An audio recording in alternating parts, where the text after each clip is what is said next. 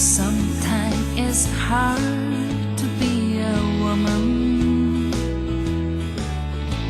Oh, be proud of him. 당신 너무 멋부린 거 아니야? 누구한테 잘 보이려고? 왜 이러세요, 사모님? 멋지네. 19살 때부터 당신밖에 없었는데. Stand by your man 그 사랑 평생 동안 스탠바이. and show the world. Stand by. 금호 생명. 여보, 무슨 소리야? 집 전화했어요. 국제전화 해봤어요? 00700. 안 눌렀죠? 밖에서 눌렀는데. 밖에서만? 집에서는 대충 누르고? 집 전화 중군 같지? 그렇습니다. 집전화도 00700이 58%더 저렴한데? 집전화도. 집전화도 뭐? 잊지 말고 00700. 자, 다음 집. 집전화! 00700.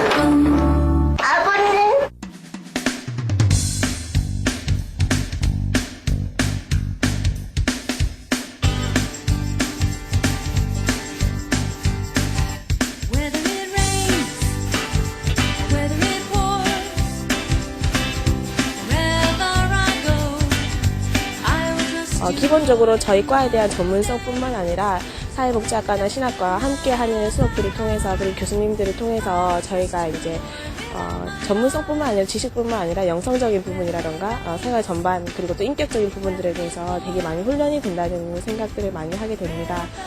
Go. I will trust you, Lord, in the light of day or in the dark of night. I will trust you, Lord, with all my life. All my hope is where you are.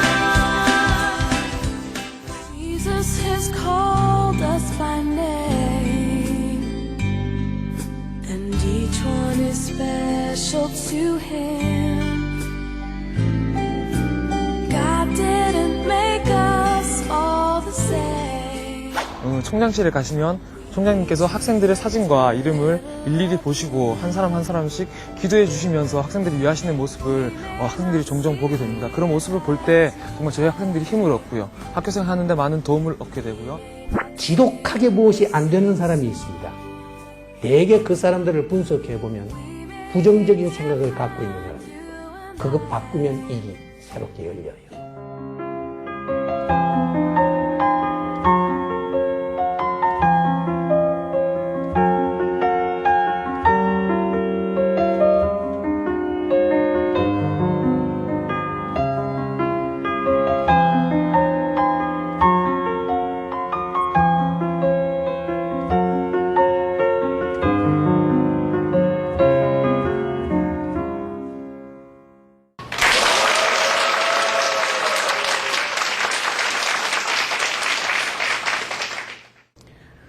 우리가 오늘의 시대에 이 통용되는 그런 단어들을 보면 이 시대가 특별한 시대인 것을 느끼게 됩니다. 예를 들면 세계화, 지구촌, 제3의 물결, 정보화, 허브 중심지, 다국적 기업, 국제화, 개방화, 자유화, 사이버 시대, 전자상거래, 디지털 시대, 녹색회의 이런 등등의 이름들은 과거 시대에는 없었던 이름입니다. 이런 것을 여러분이 자세히 생각하면서 앞으로 우리가 어떻게 살아나가야 되겠는가 하는 것을 이러한 단어에 대비하면서 살면 어느 한 부분에는 여러분이 반드시 좋은 결과를 맺게 됩니다. 50가지 유명한 이야기라고 하는 책에 있는 그 한 내용을 소개하고자 합니다. 영국에서 고아로 자란 한 청년이 이제 보통이를 메고 방황하고 있었습니다. 근데 이제 어디에 가다가 너무 피곤해서 연못가에서 그 보통이를 베개로 삼고 누워서 잠을 잤습니다. 그런데 마침 그 아래 길 쪽으로 아주 부자인 백작이 마차를 타고 이제 지나가면서 그 누워 자는 청년을 보게 되었습니다. 이 백작은 자녀가 없었습니다. 그래서 누구를 양자로 삼아서 후대를 이을까 늘 이렇게 생각하고 있던 사람이었습니다. 그래서 이제 그 마차에서 내려서 잠자고 있는 그 청년을 물끄러미 보니까 아주 잘생겼어요. 이 청년이 일어나면 그 자세한 내용을 물어보고 내가 데려가야 되겠다. 이렇게 생각하고 마차에서 기다렸습니다. 그러나 아무리 기다려도 잠을 깨지 않아요.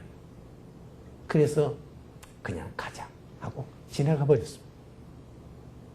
그 다음 조금 있다가 그 성에 있는 성주의 딸이 외동딸이었습니다.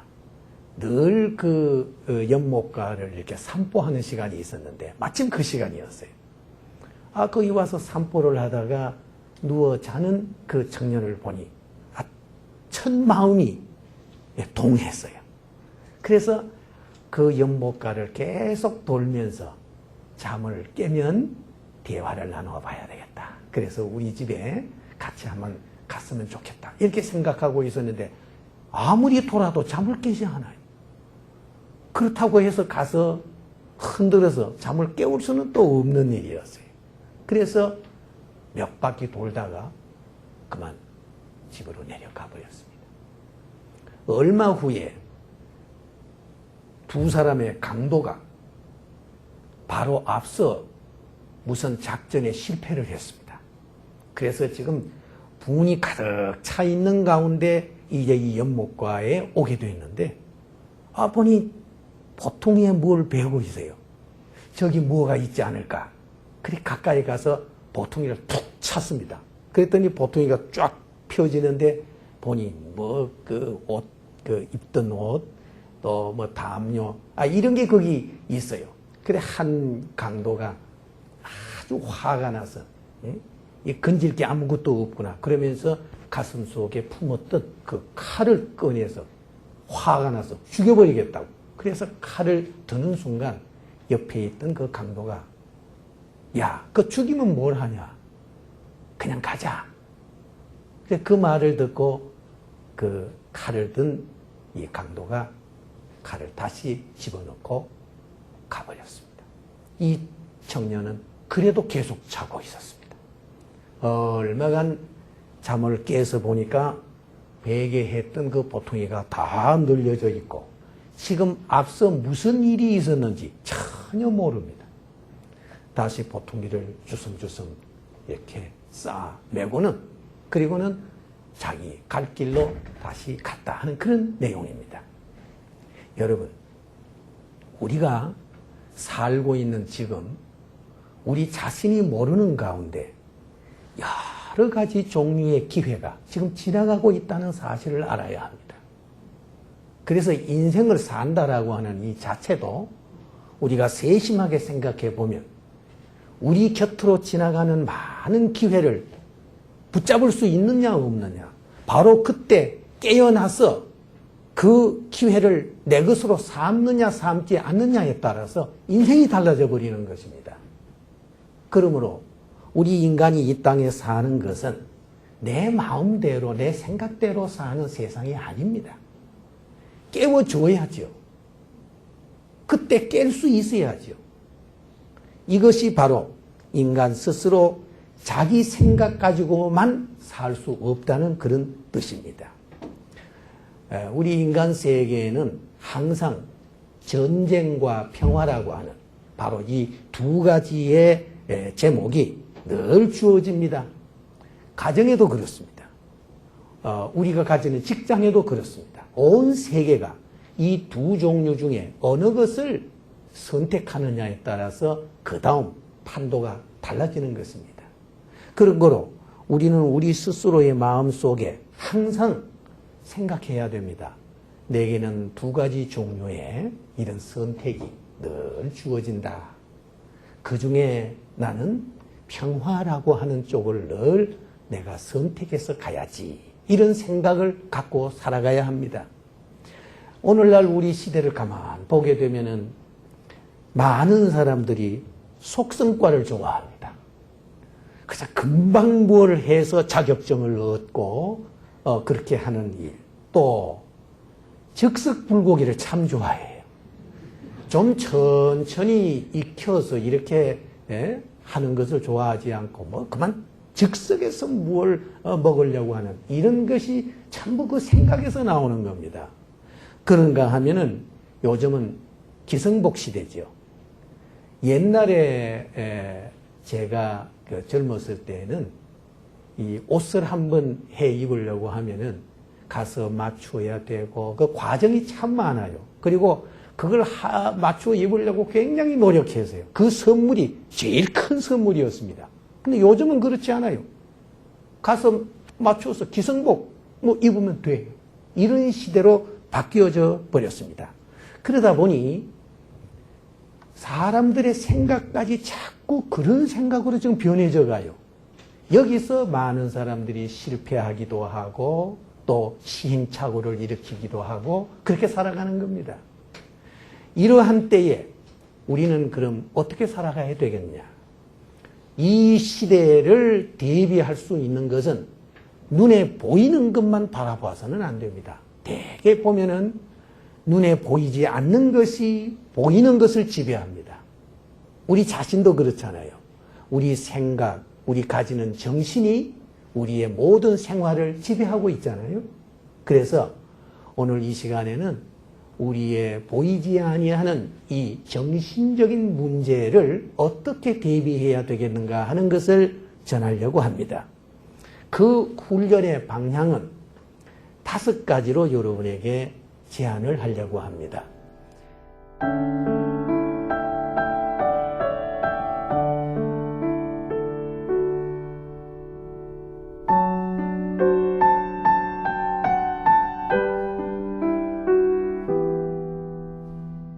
지성훈련, 감성훈련, 덕성훈련, 건강훈련, 영성훈련. 이 5가지를 우리가 잘 생각하면서 훈련을 스스로 하게 되면 많은 발전이 있으리라고 확신합니다. 먼저 지성훈련에 대해서 설명을 하려고 합니다. 이 지성이란 말을 어렵게 생각하지 말고 이거 틀이다 그렇게 생각하면 됩니다. 공장에서는 이 틀을 굉장히 중요하게 생각합니다. 그걸 금형이라고 그래요. 그 틀을 한번 잘 만들게 되면은 그 다음에 찍어내는 데는 그저 시간만 지나가면 나오게 되어 있어요. 그래서 그 금형을 만드는데 돈도 많이 들고 연구도 많이 하고 그러는 겁니다. 우리 지식도 마찬가지입니다. 우리 인생에 있어서 이 공부라고 하는 것은 금형을 짜는 것과 같아요. 여러분이 길가에 요즘 이제 붕어빵이 많이 나오죠. 붕어빵 좋아합니까? 예. 어느 사람이 자기가 잉어빵을 한번 만들어야 되겠다. 그렇게 생각하고 밀가루를 특별히 조제를 하고 색깔을 넣어가지고 자기의 기술을 최대한 활용을 해서 반죽을 해가지고 그 붕어빵 틀에다가 부어서 야, 잉어빵이 되라. 그렇게 한다고 해서 잉어빵이 됩니까? 아무리 자기가 노력하고 애써도 틀이 그렇게 돼 있지 않으면 잉어빵이 될 수가 없어요. 그 말은 붕어빵에는 붕어빵만 나온다. 아주 우스운 얘기 같지만 이건 진리입니다. 우리가 지금 훈련하고 있는 이 기성훈련도 이게 틀입니다.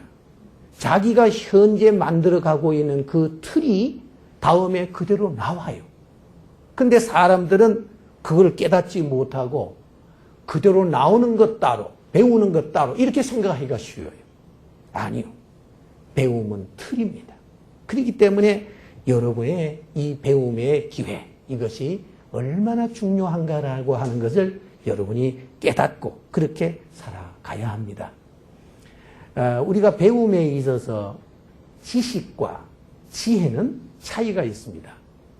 많은 사람들이 지식을 자꾸 위주로 해요.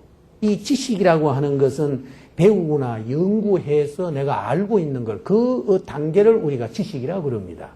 그러나 이 지혜라고 하는 말은 잘 분별하는 마음의 작용, 슬기를 지혜라고 합니다.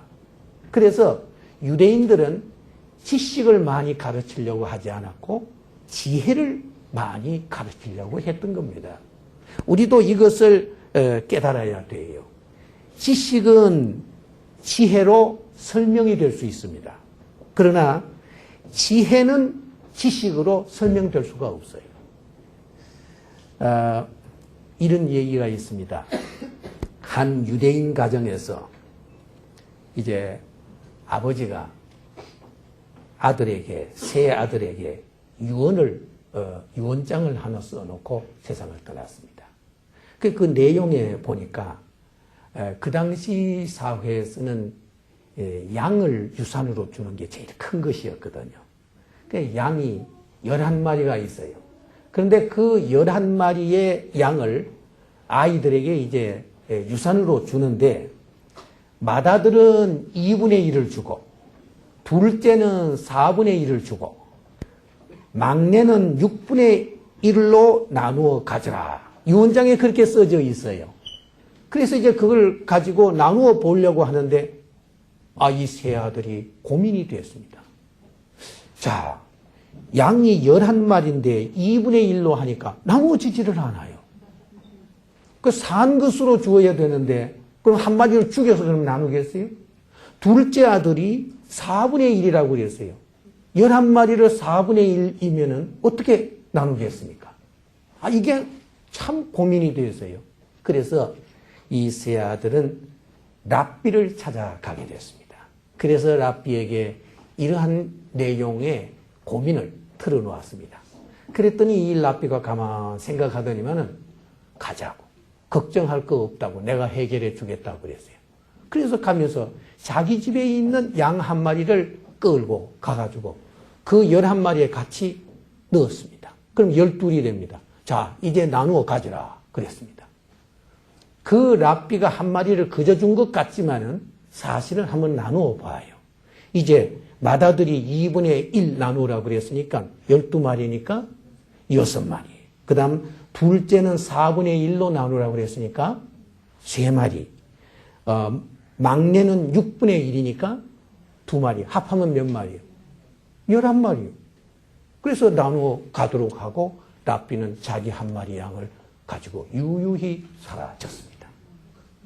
자, 여러분, 우리가 지식이라고 하는 개념은 어떤 논리나 수치를 가지고 우리는 따집니다. 그런데 이 세상에는 그렇게 수치만을 따져서 해결될 문제만이 아니라고 하는 사실을 알아야 합니다.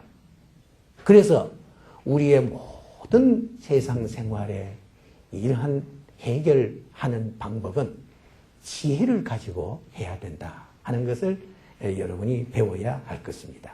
그렇게 하려면 지성의 사람이 돼야 되는데 그러려면 책과 가까이 지냈어요. 그리고 항상 겸손한 자세로 그렇게 살아가야 합니다. 사람들이 가만 사는 것 보니까요.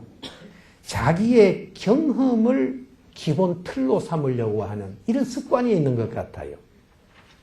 여러분이 지금까지 지내오면서 가지고 있는 사상, 또 경험, 또 들었던 것, 그것을 기준으로 해서, 그것을 표준으로 해서 살려고 하지 마세요. 그렇게 하면 자기의 인생의 절반은 이미 손해보는 것입니다. 자, 왜 그렇습니까?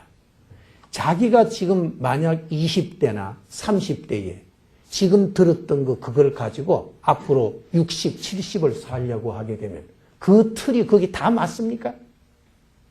그것은 아주 잘못된 오산입니다. 그런 거로 우리는 이 배움의 과정에서 어떻게 하든지 틀을 새롭게 짜는 것, 이게 우리의 배움의 기본이 되어야 되는 것입니다. 그래서 여러분이 배우는 이 배움의 이 자리가, 이 시간이 얼마나 중요한지 모릅니다. 그래서 옛말에도 우리 인간은 두 사람이 있으면 한 사람은 스승이다. 그런 말을 했어요. 나이가 아무리 많아도 언제나 배우는 자세로 살아라. 그런 뜻입니다. 그래서 여러분은 겸손한 자세로서 그렇게 살아가야 합니다. 그런데 이제 우리가 가지는 이 지식, 이 지성은 거기에 어떤 기본적인 생각을 갖고 그렇게 이 지식을 쌓아야 됩니다. 우리 그리스도인들은 올바른 지식 개념을 가지려고 하면 신앙적인 사고로서 지식을 정리해 나가야 합니다. 여러분이 이제 많은 것을 듣고 많은 것을 배우지만은 그것을 정리해 나가는 것은 여러분 자신입니다. 그래서 신앙적인 사고로서 정리해서 미래를 개척해 나가요. 두 번째는 감성 훈련입니다. 이 감정이라고 하는 것은 배우는 것이 아닙니다. 이건 훈련입니다. 이 감정 때문에 일 망치는 경우를 참 많이 봅니다. 특히 우리 젊은이들에게 감정 때문에 그만 일을 망치고 심지어 사람을 죽이는 경우까지 생기는 것을 보게 됩니다. 이것은 우리 그리스도인들은 평소에 절제훈련, 경건훈련을 잘하면 변화시킬 수 있습니다. 여러분의 입에 사용하는 말 중에 안 된다라는 말을 쉽게 하지 마세요. 자기의 말이 결국 나중에 자기의 실제가 되어버립니다. 그리고 평소에 열등의식과 비교의식에서 헤매지 마십시오. 나는 사실 그 어려운 과정 속에서 이 열등의식과 비교의식에 굉장히 헤맸습니다. 그래서 고민도 많이 하고 갈등도 참 많이 느꼈습니다. 환경 여건이 가난하지요. 나를 책임져 줄 사람도 없죠. 그래서 자신과의 싸움에서 터득한 신념이 패자 부활전이었습니다. 옛날에는 운동 경기를 할 때 반드시 패자 부활전이 있었습니다. 패자들만 따로 경기를 해가지고 거기서 승리한 사람은 맨 먼저 그 한 승자의 그 승자와 이렇게 마지막 겨루는 그 패자 부활전이 있었습니다. 그런데 그때는 반드시 2번 경기를 하도록 그렇게 되어 있었어요. 그래서 나는 인생도 경기다. 나는 패자 부활전에 나간 사람이다. 그렇게 생각하고 꾸준히 노력을 했습니다. 문제는 내가 어떤 마음을 갖느냐에 달려 있더라고요. 패자 부활전이라도 내가 승리하겠다라는 신념을 갖고 나가니까 하나씩 하나씩 이루어지더라고 하는 것을 여러분에게 들려드리고 싶습니다. 우리 사람들은 자꾸 남과 비교하고 열등의식을 갖는 이 일 때문에 자꾸 실패해요. 병원에서 청소하는 분들은 식당 아줌마들을 부러워합니다. 정식 직원이라고. 이 식당 아줌마들은 사무원들을 참 부러워합니다. 여름에 에어컨을 틀고 그리고 사무실에서 앉아있는 그 모습이 참 부러운 그런 대상이었습니다. 근데 그 사무원들은 간호사들을 또 부러워합니다. 그 간호사들은 의사들을 부러워합니다. 그런데 의사들은 그 다음 부러워할 것이 없는 줄 알았는데 의사들은 그 병원의 원목을 부러워하더래요. 왜 그러느냐? 이제 자기들이 열심히 치료해서 퇴원할 때 인사하러 오면은 목사님한테 간대. 가서 목사님 기도해 주셔서 잘 이제 병이 나아서 갑니다. 그런데 그래 의사들은 노력은 우리가 했는데 그렇게 부러워한답니다. 결국 남과 비교하면은 감사하기 어렵습니다. 그래서 우리는 이 열등감을 잘 해소시켜 나가야 됩니다. 이걸 왜 해소시키지 못하느냐? 이유는 간단합니다. 하나님의 약속을 믿지 못한 데서 바로 여기 나오는 거예요. 하나님께서 나를 통해서 이루시는 일이 따로 있고 다른 사람을 통해서 이루시는 일이 따로 있다. 이걸 그래 몫이라고 그러는 겁니다. 이것이 따로 있다는 것을 알면 너무 그렇게 열등의식을 갖고 살지 않게 됩니다. 그래서 우리는 이 감정 조절, 이걸 참 잘해야 됩니다. 우리 앞에 닥쳐오는 일들이 여러 종류가 있잖아요. 참 우리 환경 속에는 우리가 알지 못하는 것을 통해서도 우리의 감정을 건드리는 일을 참 많이 겪게 됩니다. 그래서 우리가 감정 훈련으로 대비하지 않으면 안 됩니다. 자기 감정을 잘 다스릴 수 있다라고 한다면 인생의 절반은 이미 성공한 사람입니다. 나는 고등학교 시절에 이제 집을 떠나서 그 당시에 포항에서 살았습니다. 그런데 대구 개성고등학교로 입학시험을 쳐서 그렇게 외지 공부를 했습니다. 그런데 사실은 그때 너무 가난해서 이 입학시험 공부하는 그 참고서도 제대로 못 구했어요. 그래서 집에서는 은근히 떨어졌으면 좋겠다 생각을 했었는데 내 친구가 같은 그 학교를 지망한 친구가 자기가 공부 다 했다고 해서 그 참고서 얻어다가 공부한 것이 합격이 됐어요. 그래서 이제 억지로 학교로 이제 가서 이제 입학을 했는데 처음에는 하숙집을 이제 가게 됐는데 그 돈이 됩니까? 얼마만 있다 보니까 하숙집 생활을 못하게 됐어요. 자취하라는 거예요. 자취하려고 하니까 자취방이 있어요. 이 형편을 아는 고향 친구 부모님이 내 사정을 알고 자기 아들이 지금 영 공부를 못하는데 같이 와서 공부하면 도움이 되겠다. 그렇게 생각하고 그 방에 거주하도록 자취방으로 그렇게 하도록 내게 허락해 주었습니다. 그래서 그 친구 방에서 같이 공부하면서 나 혼자 그 뒷뜰에 가서 밥을 해 먹으면서 이렇게 이제 공부를 하고 그것도 돈을 메꿀 수가 없어서 신문 배달을 했습니다. 지금은 신문 배달을 하는 것은 보편적이지만 그 당시에는 특별히 가난한 사람 아니면은 신문 배달 안 했습니다. 그런데 신문 배달을 하면서 그 재정적인 그런 것을 메꾸면서 그렇게 했습니다. 그런데 어느 날 한 방에 있던 그 친구가 몸이 너무 약해져서 그 어머니가 걱정이 돼서 병원으로 데려갔습니다. 진단을 해보니까 폐병 3기랍니다. 그래서 그 의사가 그 옆에 식구들도 같이 있지 말라. 그렇게 명령을 내렸습니다. 어쩔 수 없이 이제 그 집을 나와야 됩니다. 그런데 갈 곳이 있어야지. 그래서 교회로 갔습니다. 교회 차가운 그 마룻바닥에서 이불을 뒤집어 쓰고 그렇게 공부를 하면서 교회 고등부에 이제 장학부를 나를 위해서 만들어가지고 그 장학금을 받아서 그래서 학교를 졸업했습니다. 지금도 그 고마움을 잊지 못합니다. 그래서 나는 학생들 중에 뭐 학비 문제 그러면은 신경을 제일 지금 곤두세우는 이유가 내게 몸에 배어서 그래요. 그래서 어떻게든지 학생들이 공부하는데 도와줘야지 하는 그런 생각을 이제 갖게 된 것이 그때 내게 그것이 하나의 감성 훈련이 되어버린 겁니다.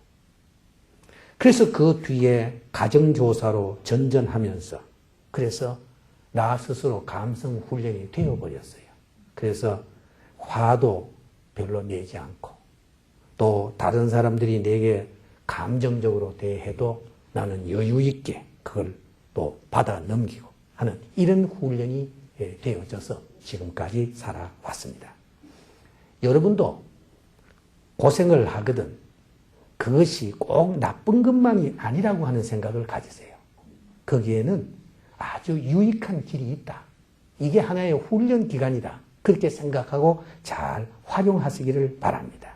그리고 마음속에 그때 얻은 교훈이 이것입니다. 이 일이 안 되면 되게 하라. 긍정적인 단어를 골라서 쓰자. 남이 나한테 무엇을 요청할 때 내 첫마디가 수용하는 자세로 대답하자. 아니오라는 말을 먼저 하지 말고 생각해 보겠다라는 말을 하자. 이것이 그때 내 마음속에 정리한 내용이었습니다. 그래서 그런 자세를 가지고 계속해서 살아왔던 것입니다. 여러분도 이 감성 훈련을 잘 해나가면 반드시 여러분 생활에 큰 유익이 올 것입니다. Use me, Jesus, use me. 세 번째, 덕성 훈련입니다. 우리 인간 생활에서 덕성 훈련이 잘 된 사람을 여러 곳에서 요구합니다. 플라톤은 이 덕성을 지혜, 용기, 절제, 정의라고 했습니다. 아리스토텔레스는 거기에다가 중용을 더 넣어서 5가지를 말했습니다. 우리 그리스도인들은 믿음, 소망, 사랑, 이것을 기본으로 해서 겸손, 순종, 인내, 순결, 절제 이런 등의 덕성이 거기에 포함되어 있죠. 연결시켜 보면 다 거기 포함이 되어 있습니다. 구체적으로 이러한 일에 훈련하는 노력이 있어야 합니다. 이 덕이라고 하는 것은 인간을 사로잡는 힘입니다. 자기도 모르는 사이에 그 덕 때문에 상대방이 내게 유익을 주게 돼요. 그런 거로 이 덕성 훈련은 우리에게 참 중요한 것입니다.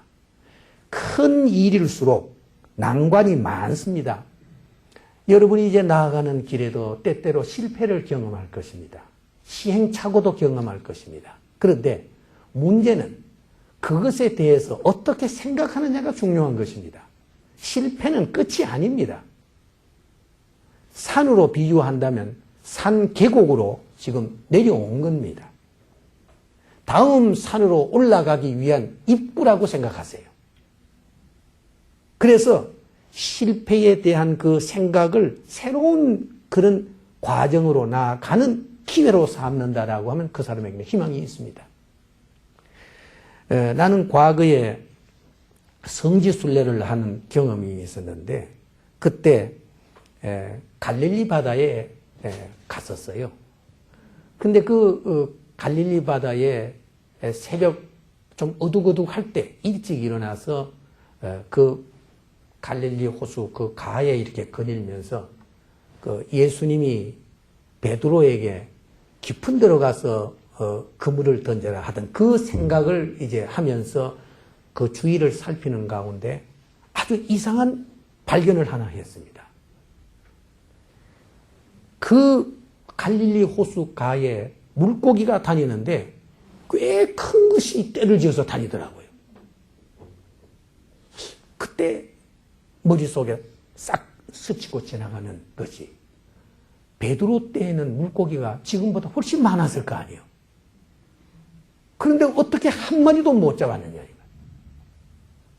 지금 때는 그 성지 순례를 하는 사람들이 갈릴리 호수 거기 가면 거기 식당이 다 있는데 그 식당에 가면 전부 물고기 한 마리 구워서 줍니다.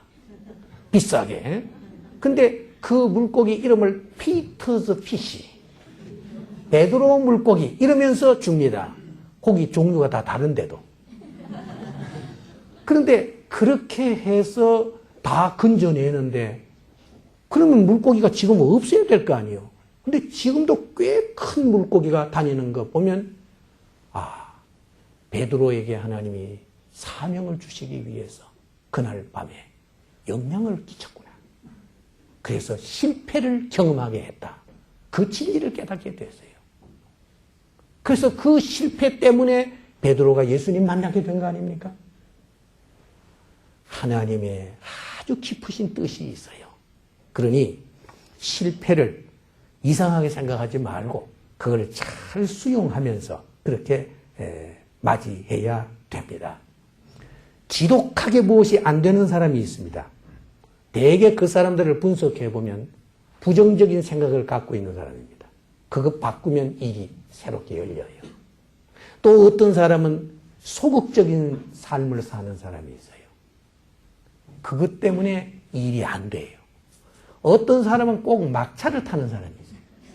다른 사람 다 하고 난 다음 맨 뒤에 가서 하는 사람, 그 사람은 실패할 확률이 높아요. 그걸 바꾸면 성공합니다. 그런데 그런 것도 아닌데도 실패하는 사람, 거기는 하나님의 비밀이 있습니다. 베드로와 같이 반드시 그 다음에 깊은 하나님의 비밀이 있기 때문에 실패를 끝나는 것으로 생각하지 말고 새로운 것을 생각하는 그런 길로 나아가십시오. 나는 이런 경험을 했습니다. 미국에서 공부할 때의 일입니다. 미국 학생들과 같이 경쟁한다는 것은 참 어려운 일입니다. 그래서 내가 생각해 나는 이 일을 새롭게 하기 위해서 마음에 작정을 했습니다. 그것은 매일 도서관에서 제일 마지막으로 나가는 사람이 돼야 되겠다. 그렇게 작정하고 도서관에 가서 그날 저녁에 맨 끝에 이제 문 닫습니다 라고 할 때 나왔어요. 그런데 어느 교수가 그걸 체크하고 있는 걸 아무도 몰랐습니다. 나는 나 스스로가 열심히 하는 것으로 생각을 하고 그렇게 했는데 나중에 보니까 어느 교수가 그걸 전부 체크를 해서 나중에 나는 어드밴티지를 받았어요. 그러니 우리가 어떤 일에 내가 다른 사람보다 이런 면에 부족하다 그런 거 있어도 좋아요. 그런 것 있어도 그래도 마음속에 자기대로의 어떤 분명한 방향을 갖고 그렇게 열심히 해 나가면 자기에게 좋은 일이 생길 것입니다. 그 다음 네 번째는 건강훈련입니다. 우리 몸은 세밀한 기계 같아서 자기 관리를 잘 하는 것만큼 결과가 나타납니다. 미국에서는 군대에서 보면 이 장성으로 진급할 때 헤비급 되는 사람은 그 장성 시험에 떨어지게 맞는답니다. 왜냐하면 자기 몸도 제대로 조절할 줄 모르면서 어떻게 부하들을 관리할 수 있느냐. 그 이론이 맞는 것 같습니다. 그러므로 자기 조절을 잘 할 수 있어야 합니다. 어느 모 대학교에서 박사학위 취득의 날에 남편이 박사학위를 받게 되는데 논문 다 마치고 나서 병들어서 죽을 뻔했어요. 그래서 그 학위식 날 부인이 나와서 대신 학위를 받았습니다. 거기는 많은 사람들의 눈에 눈물이 글썽거렸습니다. 여러분, 다 하고 난 다음 자기 죽어버리면 무슨 소용이 있어요? 그러니 건강을 이걸 잘 훈련한다는 것도 자기에게 있어서는 아주 중요한 과제라고 생각해야 됩니다. 그래서 건강 훈련을 잘 해야 돼요. 저도 사실은 건강 훈련 제대로 잘하는 사람 측에는 못 들어갑니다. 그러나 무척 하려고 노력을 하는데 고등학교 시절에는 꽤 모험도 했어요. 여름 방학 때였는데 친구와 함께 세 사람이 대구에서 포항까지 도보 여행을 했습니다. 걸어서 왔어요.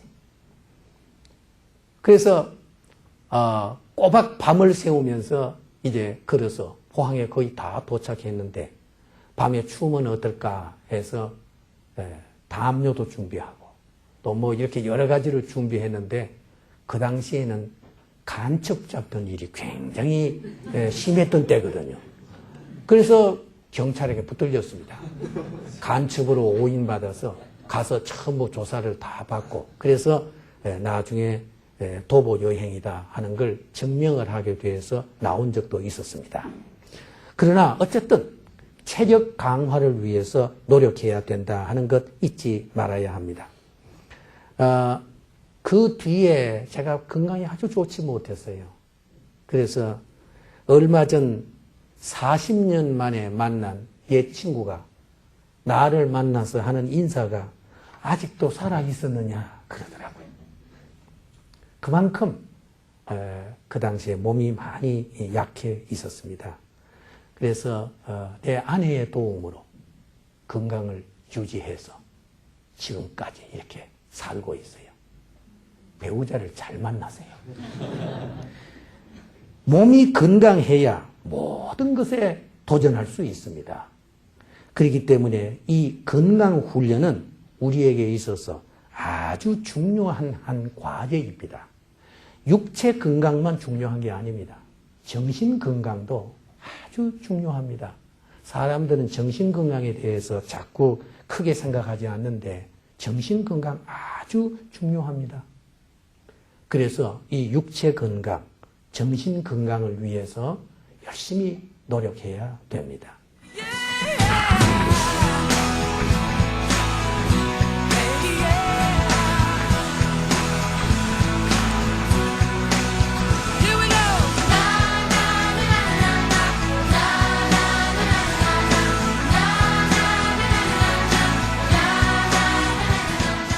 이제 5번째는 영성훈련입니다.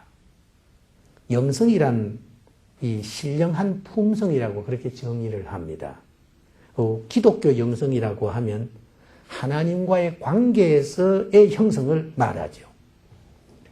하루를 시작할 때 성경을 읽고 시작하세요. 그리고 기도할 때 우리 주님께 보고한다 이렇게 생각하고 기도하세요. 아침 인사한다 그렇게 생각하고 하세요. 아주 필수적인 것으로 그렇게 생각하고 살아가세요. 그리고 우리가 기도하는 그 범위, 자기가 누구를 위해서 기도하고 또 무엇을 위해서 기도한다라고 하는 그 기도의 범위는 나중에 자기가 나가서 일할 필드를 만들어주는 겁니다. 그러니 사람이 기도를 얼마나 넓게 하느냐라는 게 참 중요합니다. 지내놓고 보면 하나님께서는 그 기도를 그냥 듣지 않으시는 거예요. 그걸 다 참고해서 그렇게 만들어줍니다. 우리 인간은 이 영적 존재입니다. 그렇기 때문에 감성 훈련이 잘 돼 있고 이 영성 훈련이 잘 되어졌을 때 생각만큼 잘 되게 합니다. 이것이 우리에게 있어서 영적인 힘 때문에 그렇다라고 하는 것을 잊지 말아야 합니다. 저는 이 영성 훈련을 교회 교육을 하면서 이걸 터득을 했습니다. 청년 때부터 교회 교육의 집념을 가지고 그렇게 봉사하면서 일했었습니다. 그래서 20대 후반에 당시에 전국주일학교연합회 총무직을 맡아서 그렇게 해왔고 지금 여러분 교회에서 사용하고 있는 어린이 성경교재 그것이 그때 이제 시작을 했었습니다. 그것을 만들어야 된다 해서 이제 시작했었던 것입니다. 이만큼 거기 교회 교육의 집념을 가지고 그렇게 봉사한 것이 그 후에 와서 여러모로 도움이 되었습니다. 이것은 하나의 영성 훈련의 과제가 되었던 것입니다. 여러분도 어떤 부면이든지 이러한 것이 자기의 영성 훈련에 보탬이 된다라고 하는 분명한 것을 잡고 그렇게 하시기를 바랍니다. 이제 우리는 자기에게 그림자가 비치는데 이 그림자가 앞으로 오도록 하지 말라. 그림자가 내 앞에 보인다라는 말은 결국 빛은 저 뒤에 있다라는 뜻입니다. 그림자라는 뜻은 근심, 걱정, 갈등, 문제 이런 것들입니다. 그것이 내 앞에 왔단 말은 나는 빛을 뒤로 돌리고 있다라는 뜻입니다. 그렇게 살지 말자. 내 빛을 내 앞에 오도록 그렇게 하면 그림자는 뒤에 가게 되어 있어요. 그러면 소망과 용기와 힘과 기대 이런 것이 생겨나게 되어 있어요. 그렇게 살아가도록 노력해야 됩니다. 한 능력 있는 아버지가 있었습니다. 이 아버지에게 아들 셋이 찾아왔어요. 혹시 내가 도울 일이 없겠느냐 아버지가 그 아들들에게 물었습니다. 그랬더니 첫째가 이렇게 말했습니다. 아버지, 나는 강도를 만났어요. 그래서 집에 있던 결혼 반지, 돈, 시계 모두 다 털렸습니다. 그랬더니 아버지가 아 그래? 그것 내가 다 해결해 주마. 그랬습니다. 둘째가 아버지에게 나와서 아버지, 나는 내 사랑하는 친구가 있었는데 오해로 말미암아서 그 친구와 헤어졌다고 그렇게 말했습니다. 아버지는 내가 가서 해결해 주마 그랬습니다. 막내가 이제 와서 아버지, 나는 너무 시간을 허송세월했습니다. 어떻게 하면 좋을는지 모르겠습니다. 그랬더니 아버지가 얼굴이 굳어지면서 한참 생각하다가 그래, 다른 것은 내가 다 도와줄 수 있지만 그것은 도와줄 수 없다. 마지막 임종하는 사람이 너한테 와서 5분만 구워달라. 그러면 구워줄 수 있겠느냐? 나는 그것은 해줄 수 없다. 그렇게 말하더랍니다. 무엇을 우리에게 가르쳐 줍니까? 우리에게 주어지는 기회는 항상 있는 게 아닙니다. 여러분에게 지금 주어진 기회가 어떤 종류는 몇 번째 지금 오는 것일 겁니다. 이제 그게 지나가 버리면은 영영 오지 못할 것도 있다라는 사실을 알고 우리가 이 시대에 어떻게 해야 되느냐 하는 것을 진지하게 생각해야 합니다. 우리에게는 사실 인생이 열심히 살아도 시간이 모자랍니다. 선한 일을 열심히 해도 시간이 모자랍니다. 꿈을 이루는 데는 준비 기간이 있어야지요. 과정이 있어야죠. 본론이 있어야죠. 거기 성숙의 순서가 이어져야 하는 것입니다. 그러는데 이것을 위해서 노력하면 시간이 부족해요. 그런 거로 이제 우리가 살아가면서 제대로 이제 뭘 해봐야 되겠다라고 생각하면 이미 나이가 다 늙은 다음이에요. 그런 거로 여러분들은 지금 주어진 시간을 최대한 활용해서 후회를 줄이는 삶을 살아가야 합니다. 이제 이 글로벌 시대에 여러분이 이러한 보이지 아니하는 심적인 준비, 갖추어야 할 이 준비를 잘해 나가야 앞으로의 나아갈 여러분의 인생의 광장이 승리의 길로 연결이 될 것이라 그렇게 생각합니다. 감사합니다.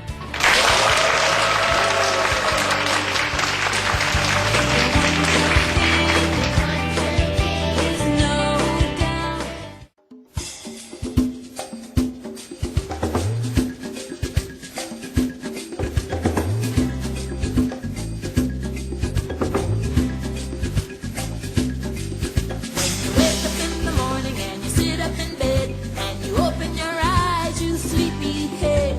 Here's a little word that you can say to help you. 사람을 소중히 여기는 건강기업 인성내추럴. 인성내추럴이 함께합니다. 맛과 품질로 지켜온 믿음의 고객 감동 기업 취영루가 함께합니다. 네, 오늘 총장님께서 이제 큰 뜻을 품고 살아가라고 말씀해 주셨는데요. 저희 학교 목표가 지도자 양성이에요. 그래서 큰 뜻을 품고 사회에 나와서도 좋은 지도자가 되라고 말씀을 해주셨어요. 그래서 저희 학생들도 이제 사회에 나와서 좋은 지도자가 되어서 큰 역할을 했으면 좋겠습니다.